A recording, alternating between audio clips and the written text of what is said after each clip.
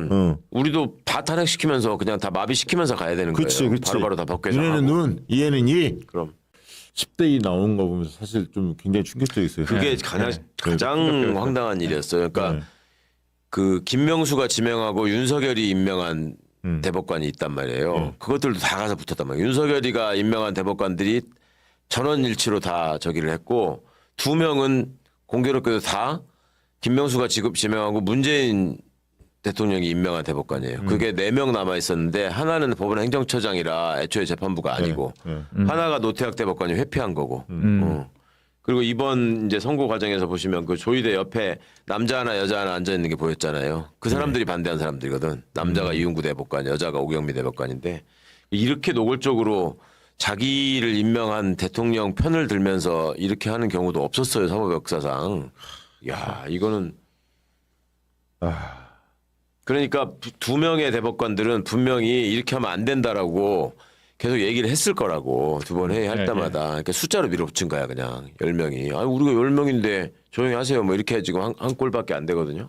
저기 이제 저런 분들이 걱정하는 분들인데 상균님 대선 전에 이재명 후보가 최종 유죄 확정되면 민주당은 더 이상 대선 후보를 낼 수 없고 대통령은 상대당이 주어야 하는 건가요? 아마 제가 알기로는 대선 후보 등록을 하면 그 정당의 후보가 만약에 어떤 사유 때문에 이렇게 날아가면 등록 못합니다. 예전에 이제 신익희 후보 같은 분 돌아가셨을 때 그래서 이제 대통령은 안 되고 부통령이 당선되고 뭐 이랬던 거죠. 그래서 현실적으로는 고법도 상식적으로는 11일 이후에 12일부터 선거 운동 기간이잖아요. 그 5월 기간, 11일. 5월 12일부터 그거를 할 맞아요. 일이라고 생각은 안 해요. 그게 상식이에요. 상식이지. 만약에 거기서 뭐 이상하게 행동한다? 대한민국이 버틸 수가 있습니까? 그럼요. 국민항쟁이 일어나지. 그야말로 법비의 나라가 되고 이 나라가 아닌 거예요. 그런 상황이 되면. 그래서 그거는 상식적으로 생각할 수는 없는데 다만 저놈들이 상식을 초월하는 놈들이기 때문에 아니, 그러니까 이제 우리가 긴장하고 그렇게 나오면 우리도 수단이 없는 거 아니야. 예를 들어서 이놈들이 오전에 재판하고 1시간 뒤에 선고하겠습니다. 이렇게는 못 하거든. 아니면 재판 끝났으니까 자 이제 선고하겠습니다 하고 바로 해버린다. 이건 불가능해요. 선고기를 지정해야 되거든. 그러면 하루라도 빈 기간이 있단 말이에요. 그때 탄핵소추에서 업무 정지를 시키면 되는 거예요. 그 판사를. 그 판사 해당 판사를. 2심에 예를 들어서 그렇지, 그렇게 그렇지. 장난을 치려고 하면은 그렇지. 그 재판부를 탄핵시켜서 업무 정지를 시키면 되거든요. 그게 그러니까 제일 현실적이네. 그러니까 대선 전에 이재명 대표를 날릴 수 있는 방법은 없어요. 우리도 의석을 가지고 있고 탄핵소추 권한이 있기 때문에 그건 없는데. 그러면 이거 날리면 그 탄핵을 헌재에서 좀 심의를 해야 하잖아요. 그럼 헌재가 시간이 또 필요하잖아요.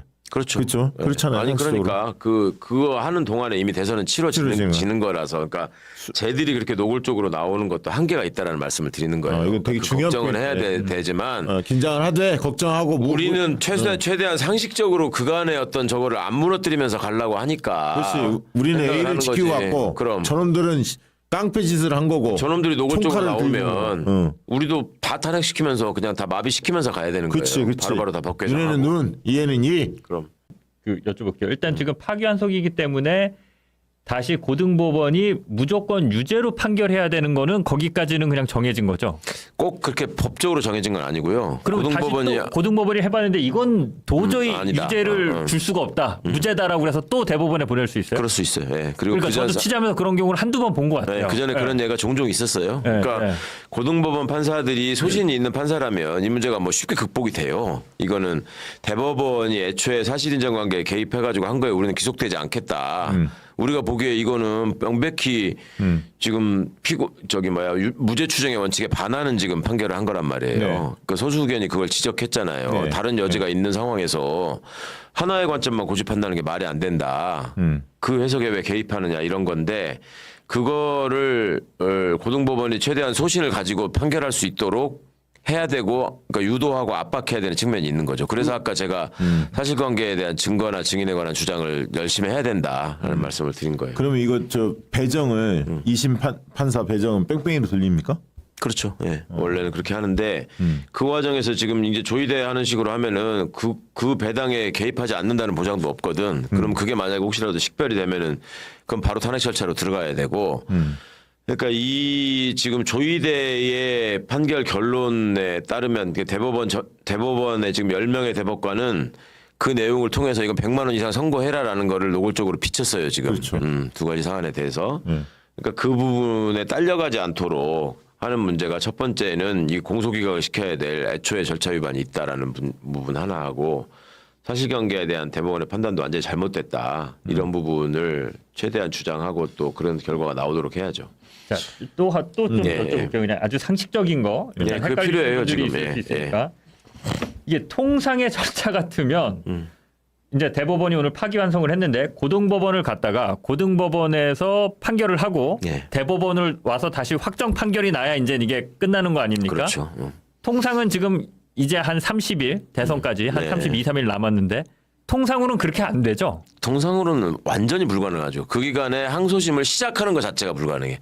그러니까 통상의 경우는. 한 달 그러니까요. 반 네. 걸려야 보통 뭐. 서류 넘어가고 그렇죠. 뭐 하는 네. 데가 뭐 한 2주 걸린다면서요. 예. 그리고 거기서 정리하고 뭐 그 앞 재판들 진행해야 되니까 그런 거에 대해서 기일 잡고 하려면은 한 달이 넘어가요 기본적으로 네. 파기환송 되더라도. 근데 지금 우리가 그 상식에 기대서 생각할 수 없는 게 지금 조이대가 예. 대법원에서 대법원에서 보여줘 버렸어. 서울원 합의체로 갑자기 뭐 심리도 안 했는데 가져와서 그냥 전격적으로 지금 한 9일 열흘 만에 9일 만에 한 9일 거잖아요. 만에 두 번의 심리만으로 지금 2심 판결을 뒤집어 버렸어요. 그거 자체가 말이 안 되는 거거든요. 그러니까 지금. 그렇게 이제 조이대와 고등법원이 그렇게 무리해서 한다라고 그러면 한 달 안에 그렇게 탁구 치듯이 핑퐁하듯이 고등법원 받아 그래서 한 1, 2주 만에 하고 또 네. 대법원분에서 또 1, 2주 만에 판결하고 이걸 지금 대비해야 된다는 거잖아요. 그걸 막을 수 있는 법은 없는 거 아닙니까? 그렇죠. 현재는 없는 거예요.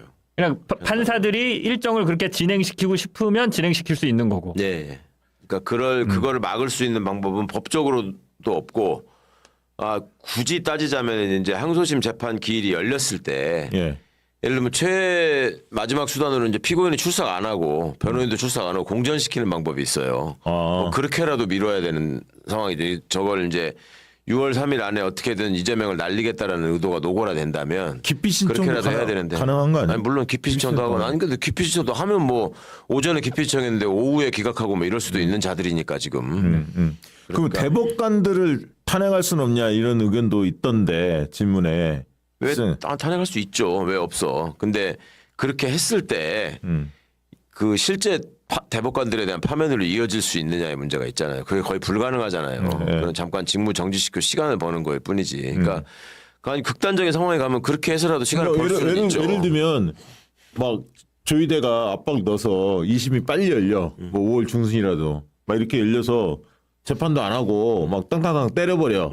이러면 아까 했던 대법원 탄핵을 빨리 추진해갖고 걔들이 대법원에서 판단 못하게 정지를 시켜버려야 돼. 아니 그러니까 저기가 그런 식으로까지 나온다면은 우리도 할 수 있는 법적 수단을 다 써야 되니까 그때 가면은 전원 탄핵 절차에 들어가야죠. 그렇게라도 그렇게 해서 해야 돼. 대선 기간에 영향을 미치지 못하도록 해야 되는데 그거는 그렇게까지는 그러니까 사실상 못할 거예요. 어려운데 이제 그 불소추 특권을 가지고 대통령 취임한 이후에도 목줄을 주려고 덤빌 가능성을 대비를 해야 되는 거죠. 그러니까 훨씬 그걸 더 그게 가능성이 높고 그걸 준비해야 되는 것이고. 그리고 지금 노리는 게 그러니까 여차하면 완전히 생명을 끊으려고 하고 그게 실패하더라도 최대한 타격을 지금 준 거잖아요. 사법 리스크라는 다 죽은 거를 또 끄집어내서 계속 지금 국민의힘 벌써 사퇴해야 한다 막 이런 식으로 입장 나오잖아. 이재명 대표. 예. 그렇게 내고 있으니까. 근데 이재명 대표께서는 지금 입장을 냈어요. 예. 제 생각과 전혀 다른 방향의 판결이다. 중요한 건 법도 국민의 합의라는 점이고 국민의 뜻이 가장 중요하다. 이렇게 예. 밝히면서 사퇴 요구 나오는 거 국민의힘에서 정치적 경쟁자들의 입장에서는 온갖 상상과 기대를 하겠지만 정치는 결국 국민이 하는 것이고 국민의 뜻에 따라야 한다라고 밝히셨죠. 저 하나만 더 여쭤볼게요. 예. 2심이 어찌 됐건 뭐 무죄로 할 가능성은 저는 뭐 거의 없다라고 보고 유죄로 이제 판결을 한다고 봤을 때 고등법원이 예를 들어서 100만 원 이하의 그러니까 이제 피선거권을 박탈당하지 않는 판결을 했어요. 네. 그럼 대법원이 그게 마음에 안 든다고 또 시비를 걸어서 다시 고등법원에 보낼 수 있습니까? 네, 그건 불가능. 그럼 그렇게 되면 그건 거기서 그냥 확정이 되는 거고. 그러니까 대법원이 하자는 대로 다 인정해 주면서 네. 벌금 70만 원 예를 들어 그렇죠. 이렇게 했다. 네, 그거를 다시 이제 상고심에 올라가서 또 풀 수 있는 이 말씀이잖아요. 대법원이 그러니까 그게 마음에 안 들어서 글쎄. 어떤 식으로든 또 그거는- 다시 판결에 이렇게 그거는 할 수가 진짜 있는 불가능합니다. 그건 불가능한 네, 거고. 확실히 예. 그건. 알겠습니다. 예. 야, 저 참 진짜 질문- 진짜 별 어떤 것까지 진짜 저희가 공부를 아까 댓글에 했는데 그러니까. 뭐까지 우리가 다 법률 공부를 해야 되느냐. 근데 이게 이런 지금 얘기거든요. 아까 예. 그 MBC의 주상호 변호사 나와서 이야기하는 거 보니까 페이지 자체가 6만 페이지라는 거야. 기록이. 예. 근데 그 6만 수가 페이지를 없어요. 어떻게 읽어보냐고. 그러니까 선입견을 가지고 정치적 판단을 하겠다라고 작정을 하고 덤빈 거야 이거는. 그렇죠. 두 번 회의 만에 어떻게 그럴 그걸 수밖에 하냐고. 없고 어. 만약에 실제로 내용을 알고 했다라고 주장을 한다면 그러면 미리 봤다는 거야. 기록이나 이런 것들을. 그러니까 그것도 말이 안 되는 소리예요. 그렇지. 절차상 그게 완결되기 전에 미리 땡겨다 봤다. 이것도 말이 안 되는 그렇죠. 거고. 전원 합의체로 회부된 다음에 봐야잖아. 그렇죠. 사실은 네. 왜냐하면 원래 배당이 있었으니까 주심 재판관이 따로 있었잖아요. 예.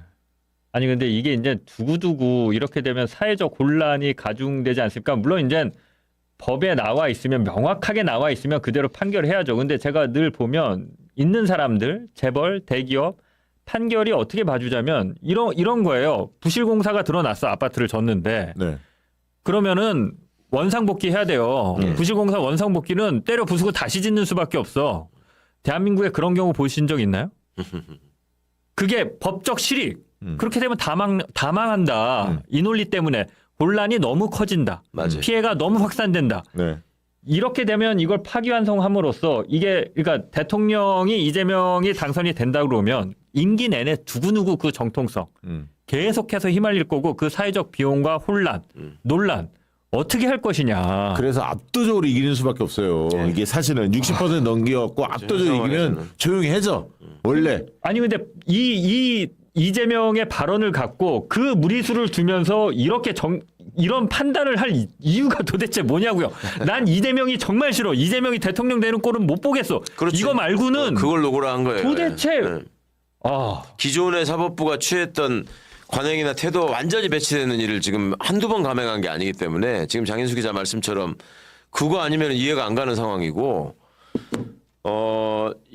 예를 들어서 이제 명백히 불법적인 사안들이 많이 있는데도 아까 말씀하신 그 매몰 비용을 일단 전제로 해서 사회적 혼란을 걱정하면서 물러선 판결들이 굉장히 많습니다. 아니, 대표적으로 사대강 되게 사건. 많고요. 예. 사대강 관련해서는 그 불법이 다 절차 과정에서 확인됐는데도 불구하고 그렇지. 원산 복구하면 또 그 비용이 엄청 네, 깨지니까. 그러니까 그냥 법원이 다 인정해주고 물러난 판결이었거든요. 그러니까 이런 점을 근데 이 지금 오늘 그 이놈들이 보도자를 냈어요. 사건. 아까 장인수 기자 읽어봤죠. 이거는 사실은 법률 전문가가 아니면 11페이지짜리인데 해석하기 상당히 어려워. 이게 제가 꼬아갖고 막 내갖고. 이게 기자로서 보면 예. 그냥 딱 판결문이 읽으면서 그냥 법을 잘 모르는 저 같은 기자나 일반인들이 읽으면서 이해가 쏙쏙 잘 돼. 그게 헌법재판관 좋은 판결입니다. 그렇죠. 좋은 판결입니다. 이해가 그냥 돼요. 이거 거의 95% 이상으로 좋은 판결이고 읽었는데 뭔 소리인지 잘 모르겠어. 이거야 이거.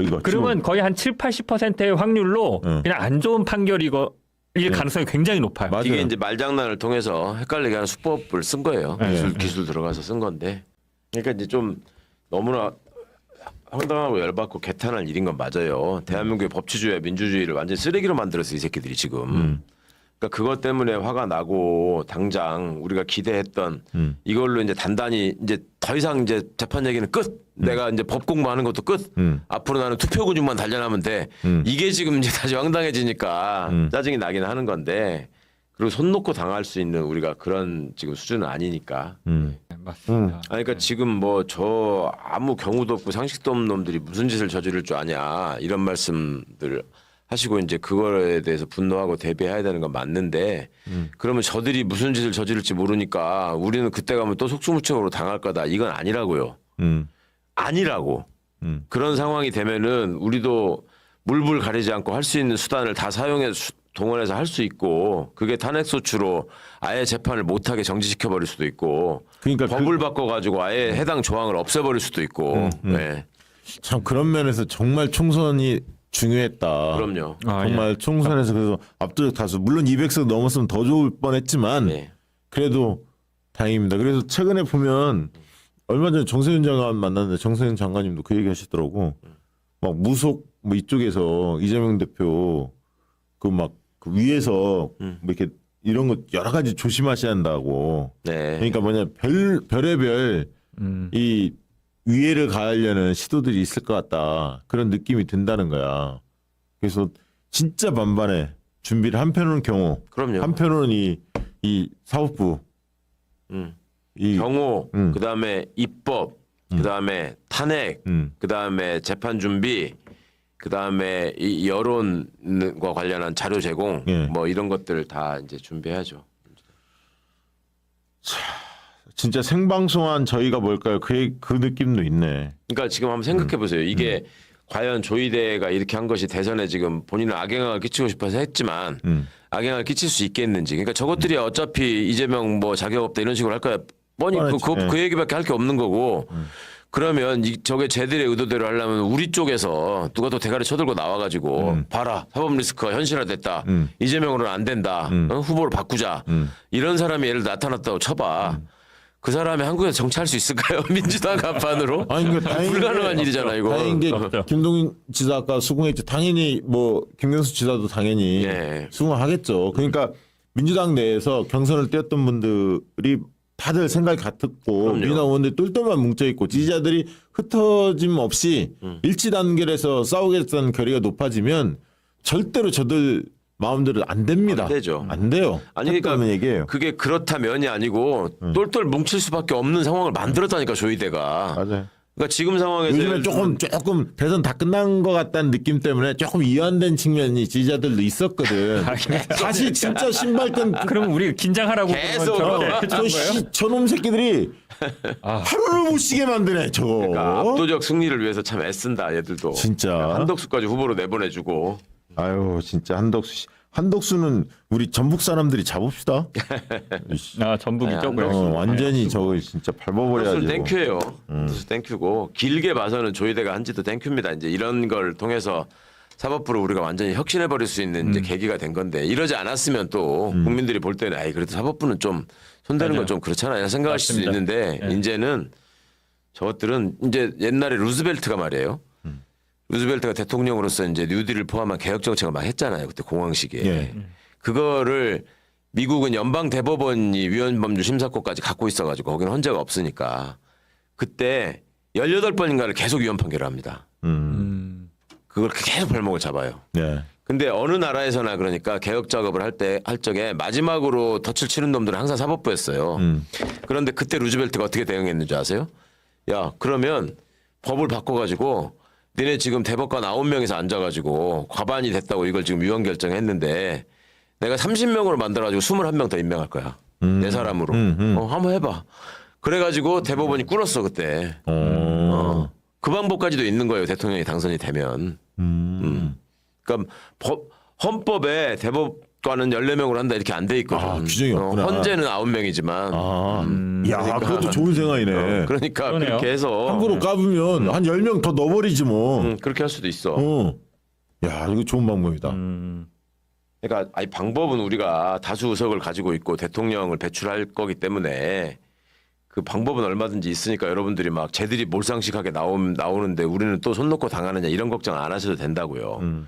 더 심하게 나오면 우리도 그냥 안면 몰수하고 이제 니들 한번 죽어봐라 하고 할 수 있는 수단이 많이 있어요. 왜냐하면 지금 민주당에서 의총을 하고 있는데 그 전에 사실 형사소송법 개정 문제, 공소기간 문제 막 여러 가지가 다 저희 검토가 됐거든. 당에서 제가 알기로는 다 검토를 하고 있었어요. 그러니까 뭐 그거 준비하는데 오래 안 걸립니다. 다 돼 있기 때문에 결단만 내리면 되는 거고. 그러니까 다시 한번 말씀드리지만 만약에 하급심이 또 저기를 해서 뭐 당선무용을 내리고 그 상고심 관련해서 대법원이 또 장난을 치려고 태세를 준비하고 뭐 헌법재판소도 부안해동 해가지고 아니 소추 다 할 수 있다라고 나오면 우리의 마지막 수단은 법원조치법을 개정해가지고 대법관 숫자를 늘리는 거예요. 그래가지고 너네 지금 뭐 13명이서 그래 뭐 7명만 확보하면 된다 이거야? 그럼 우리 20명 더 임명해. 그렇지. 이렇게라도 할 수 있다고요. 그러니까 다 방법이 있으니까 너무 절망하지는 마시기 바랍니다. 진짜 편할 날이 없네. 진짜 대한민국 이재명 대표가 이제부터 진짜 대한민국 이야기했는데 사법부를 또 어떻게 개혁해야 할지 야, 정말. 진짜 이렇게 밑도 끝도 없이 그러니까 완전히 막 그 무적행이라는 말이 있잖아. 바닥 없이 추락하는 네, 이 법비들의 준동이 완전히 정점을 찍었어요 지금 오늘 이걸로. 다 법학과 사람들 다 머리 박아. 아니 어떤 재판을 인정할 수 있냐고 이렇게 해버리면 어떤 놈들이 야 그래도 비슷하게 내가 당한 거하고 비슷하게라도 해야지. 나는 어떻게 이렇게 철저하게 저기를 하고. 아 이놈들 정말. 야, 근데 진짜 그 공포가 심한가 봐요. 법조인들 사이에서 개혁 우리 되고 기득권이 떨어져 나갈 수 있다라는 그렇지 않으면 어떻게 그렇죠. 이렇게 비상식적으로 준동할 수 있는지 진짜 이해를 못 하겠어요. 기득권 동맹이지. 아마 그 노무현 대통령 됐을 때도 걔들이 그렇게 발악을 했거든. 조중동이나 이 기득권 세력들, 검찰, 법원 막 이쪽이 다. 근데 이재명 대표 이 되는 과정 지금 거의 뭐 95% 된 거 아닙니까? 예. 이거는 노무현 대통령 때보다 더 심한 것 같아. 네, 맞습니다. 저항이. 네. 당연하죠. 이재명이 훨씬 더 노무현 대통령보다 말하자면 더 험난한 과정을 험난한 과정 겪었어. 겪어왔으니까. 야, 고법으로 다시 내려가는데 야, 기존에 이제 무죄 취지 판결을 했던 그 재판부가 아니죠. 예. 뭐 물론 당연히 갈 수가 없는 거고 네. 고등법원의 다른 재판부로 가는데 이게 그 통상의 절차나 그 법적 관행 뭐 이런 것들을 얘기하는 게 지금 의미가 없는 상황이 됐죠. 네. 뭐 이제는 무슨 짓을 못 하겠느냐. 그러니까 대법원이 이렇게 시간을 어떻게든 단축시키려고 온갖 무리한 일을 해서 결국 이런 일을 저지르는데 그동안에 이제 그런 게 있죠. 아무리 다 망가져 있어도 그래도 법관의 자존심이라는 게 있고 사법부의 독립성이라는 게 있어서 네. 일정한 선을 넘지는 못한다라는 거에 대한 일종의 신뢰나 사회적 합의 같은 게 있었는데 그게 다 지금 무너진 상황이라 원래 이제 통상대로라면은 그 대선 기간 안에 뭔가를 확실히 확정을 지어가지고 이재명 대표의 후보 자격을 박탈하는 뭐 이런 일을 벌일 수는 없는 일인데 물리적으로 불가능하다는 말씀을 여러 번 드렸는데 지금 상고심을 진행하면서 파기환송을 이런 식으로 어이없이 이렇게 하는 거에 비춰봐서는 이제 그런 점들까지도 염두에 두고 대비를 해야 될 것 같고 항소심에서 다퉈야 될 게 지금 또 굉장히 많아요. 이거는 사실심이기 때문에 그냥 무리하게 끝내버릴 수가 없거든요. 그 재판 한 번 하고 끝낼 수 있는 상황이 아니에요. 지금 대법원의 상고심에서도 또 판단이 안 됐던 지금 국회 증언감정법상의 고발 필수 요건, 그다음에 면책 요건 이런 거하고 이런 거를 왜 판단 안 하느냐 이 부분 가지고도 심하게 다퉈야 되고 그다음에 대법원에 지금 파기환송 사유로 들었던 게 사실상 사실인정에 지금 개입을 한 거거든요. 사실인정에 들어와서 발언의 맥락을 어디까지 보고 어떤 어느 부분을 허위로 하고 인정하면서 심리를 해야 될 것이냐라고 하는 거를 직접 건드려 버렸기 때문에 그런 점들에 대해서도 심하게 다퉈야 되고 해서 현실적으로 이거는 6월 3일 안에 그 결론을 내린 거는 원천적으로 불가능한데 그럼에도 불구하고 그냥 또 조율에 미친 짓 하듯이 그냥 미친놈이 하나 나서가지고 그냥 결심하고 나는 선고하겠다. 그리고 바로 내일 대법원 보내가지고 모레 대법원에 선고하겠다. 지금 이런 짓을 할 가능성도 배제할 수 없는. 그래서 제가 지금 사법부에 대한 마지막 신뢰가 이제 완전히 무너지고 있다라는 말씀을 드린 건데 그럼에도 불구하고 이번 일이 가져올 후폭풍에 대해서 이 사법부가 굉장히 후회할 수 있도록 만들어줘야 됩니다. 일단 긴장하게 만들어야 되고. 그거는 이제 국회 우리가 역할이 여기서- 있는 거잖아요. 아니요. 시민들도 여기서 낙심하고 절망하고 지금 여기서 이제 뭐 한탄하고 개탄하고 분노하고 또 누군가를 붙잡고 원망하고 뭐 하는 거야.